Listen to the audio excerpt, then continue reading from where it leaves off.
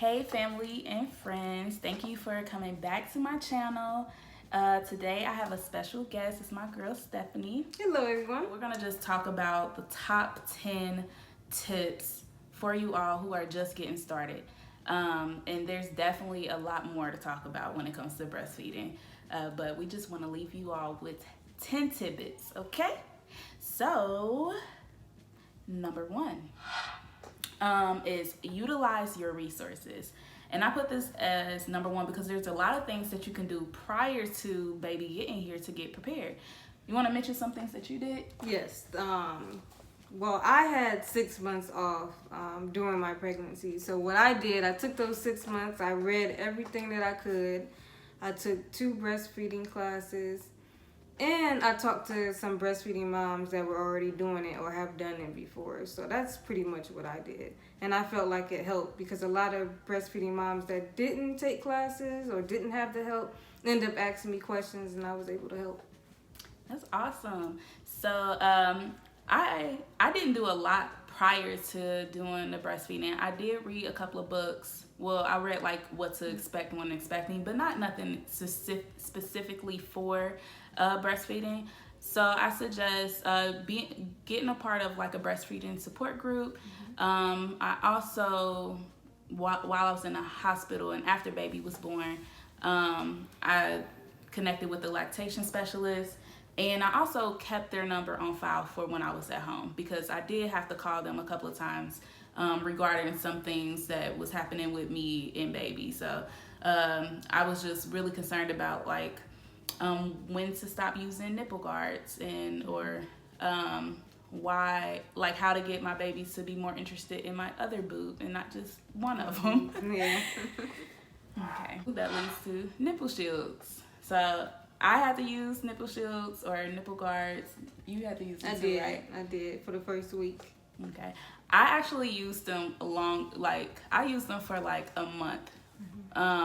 And it wasn't even necessarily because I needed to. So they suggested me using the nipple shield because my son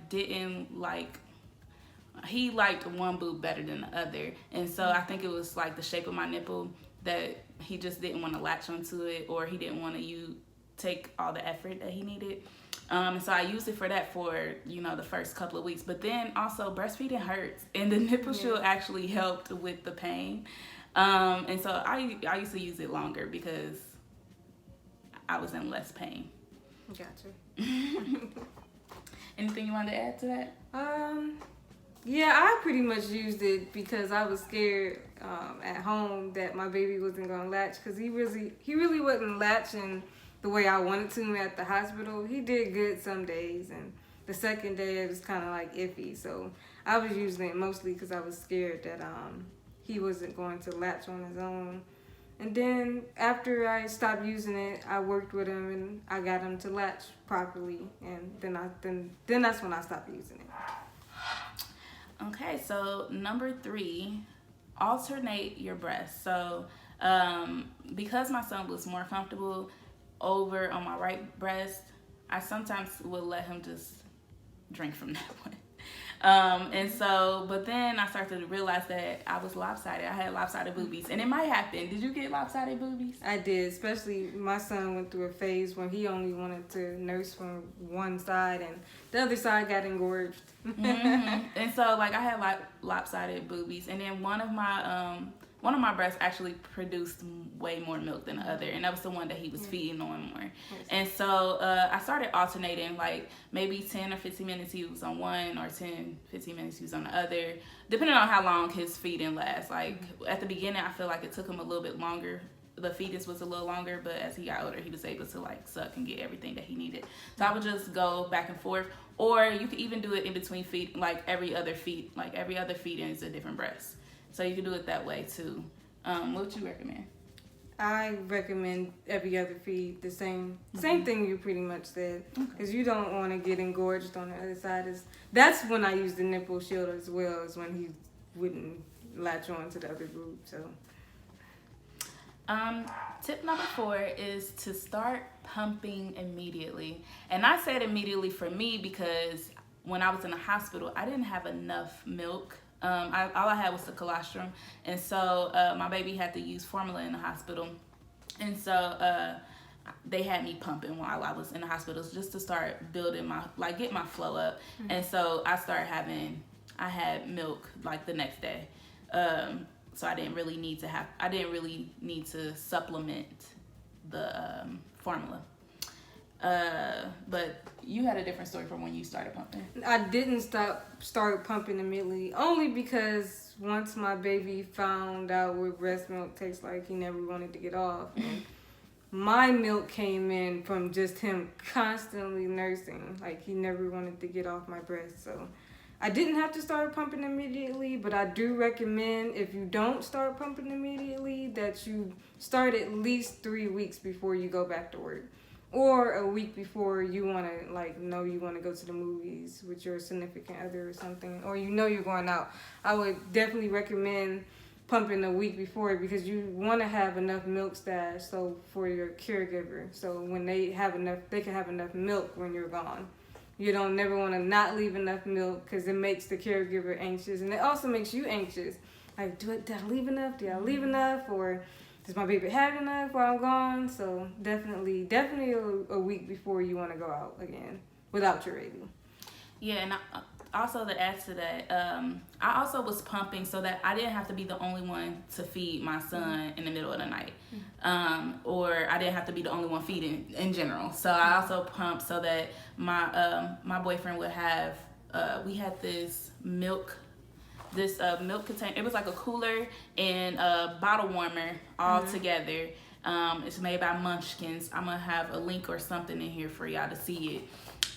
But we had that on his side of the bed, and we would have my milk that I pumped earlier in those coolers, so that when our baby woke up, he would feed him and I could stay asleep. Or, I could just rest, because I wasn't sleeping a lot. Like, I was super hyper vigilant. Right.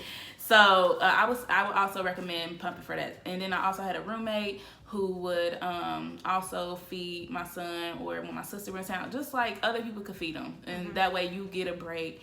But also with that, you're still gonna have to either pump or feed, because your boobs are gonna be engorged. Right. So, but you won't have to do it like at that time when the baby wakes up. Okay. All right. So number 5, I say, is create a pumping schedule, and I will only say that if you're gonna go back to work, or like what Steph said about like you want to go out or something like that. But definitely if you're going back to work, because that way you're getting in the mode of like, okay, well, I'm gonna create a schedule that corresponds with the work schedule that I might have at work. So therefore, you'll make sure that you always pump at those times. You'll make sure that you have enough milk for baby, for the caregiver. So yeah, anything you want to add? Yeah, I think it's important to be on a schedule. Only for one major reason. A lot of women are ovulating and milk production starts to go down. And when that happens, you won't pump nearly as much as you was if you're not ovulating. So at least you'd be ahead of schedule or be right on schedule. A lot of women don't know that, and then they think they're not making enough milk. But you could be ovulating and not know it. That's how women get pregnant while breastfeeding, because a lot of women say like breastfeeding is like birth control, and that's really not true. You can still get pregnant while you're nursing and still not know, because women ovulate, can ovulate and you don't know it. But definitely schedule, and then you're getting your mind that you have to do it. Every 2 to 3 hours is recommended at your job, and just so you can have enough for baby the next day. And if you're not going to go to work, having a feeding schedule can help too. When I was at home, because I was at home with him for like 3 months, and when I was with him, I just fed him when he was crying, and I knew he was hungry.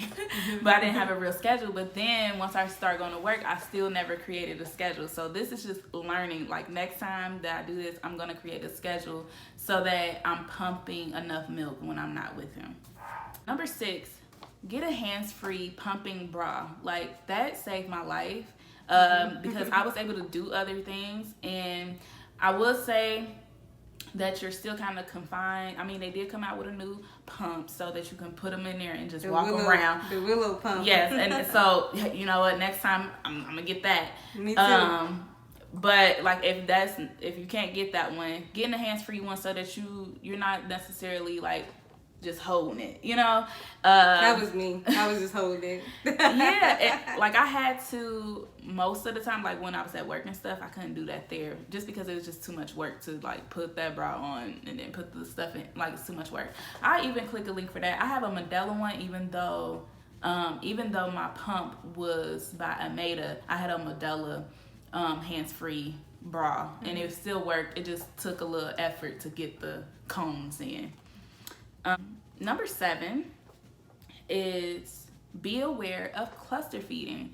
I wasn't aware of cluster feeding, not until Stephanie told me about it. I didn't know I was the one that told you. Yeah, I wasn't aware of it. And so I'm like, I wonder if my son is cluster feeding. I'm not sure. He do seem more hungry. But I also didn't have a lot of milk stash, so I'm like, he probably is hungry. Mm-hmm. But you want to talk about it a little bit? Yeah, cluster feeding is pretty much like certain milestones that baby have. Like, I think it's 2 weeks, 4 weeks, a month, 6 weeks. That baby just nurses around the clock. And these are the times when mothers think they're not producing enough or they think their baby's not getting enough. It's really just them going through a growth spurt and they just want to nurse all the time. Mm-hmm. When they're cluster feeding, that's when moms tend to produce more milk because the demand is higher on the body. So the body produces more milk. So when they're cluster feeding, that's when I usually get extra pump sessions in to store milk because that's when your body's producing more. Because pretty much your body goes off the supply and demand that your baby, is asking for milk and is nursing. So I just don't want women to think that their baby's not getting enough. Chances are, if they're at a milestone age, they're just cluster feeding because they're going through a growth spurt. And if you want more information about cluster feeding, I'll put a link below so that you can read up on that. Next, we have number 8, which is have food by you at all times. All times. Like, my mom literally left me with a stash of food by my bed, like fruits, healthy snacks, y'all. Yeah.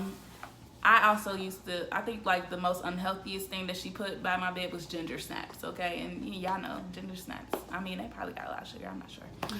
But yeah, fruits, veggies, and also like just eating, like make sure you get your meals. And you're probably gonna need snacks too. So make sure you eat breakfast, lunch, dinner. Even if you're not usually like the breakfast eater, you're going to be hungry. At least I was hungry. I was hungry.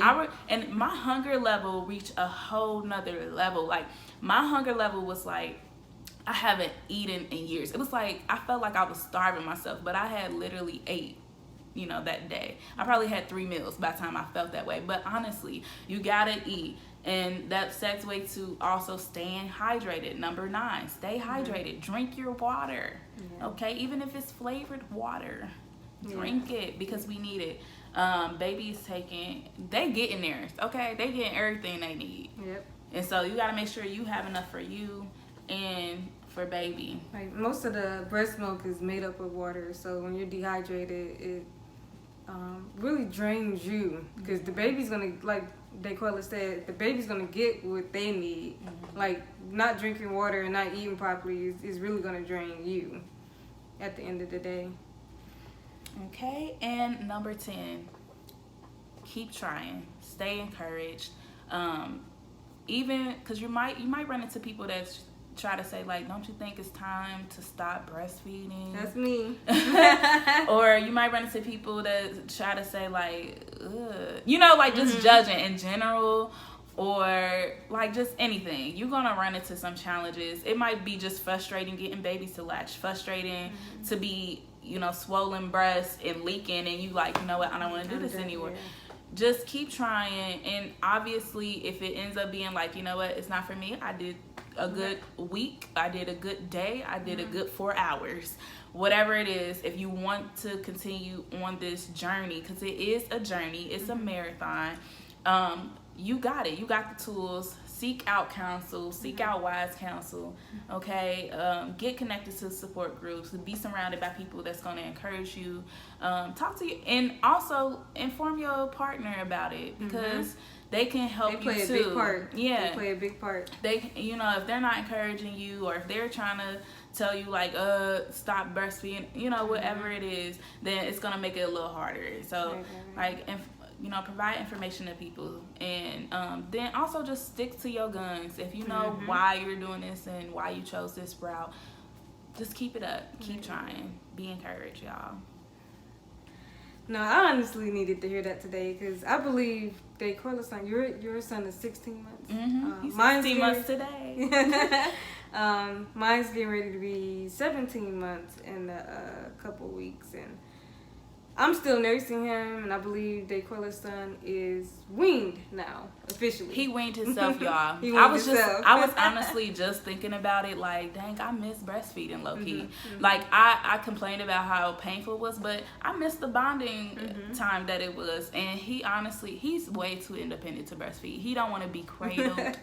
He don't want to be up under me. He wants to get into whatever he wants to do. So breastfeeding, no, he's a eat on the go type person. And if I can't walk with him and have the boob out, he's not doing it. So yeah, he stopped asking about last month. I think that was the last time he digged in my shirt, and he stayed on there for like 2 seconds. So I'm like, why did you even try it? And I'm still nursing, guys. My son is getting ready to be 17 months, and like, just like she said at the beginning, you know, of tip 10, keep trying. Even when people say, don't you think it's time to stop?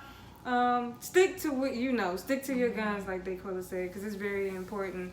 It's really none of anybody's business anyway. That's between you and your baby. It's between you and your baby, and you do what you want. You know, you do what you feel is necessary. I want him weaned by 18 months, but if it doesn't happen, I'm not going to be mad, because I feel like I'm nervous weaning him, because there is a such thing called post-weaning depression, which we'll probably talk about like in another video. But that's something to think about when you want to wean them. So just keep that between you and your baby and your significant other. I wouldn't allow outside influences to try to hinder what you're trying to get accomplished. Exactly. Well, thank you for watching my video, and thank you for coming on today. No problem. Look forward to more videos about breastfeeding, because I think it's definitely something that needs to be talked about, especially in the Black community. Yes. And I mean, I loved it. It was a challenge, but it was worth it. And I mean, she's still doing it, so y'all know. Absolutely. Like, comment, subscribe. Tell us if there's any tips that you think that needs to be added to our list. I know we only talked about 10 things, but hey, maybe there's more tips that's out there. Ask any questions, and as always, peace, love, and everlasting joy, y'all.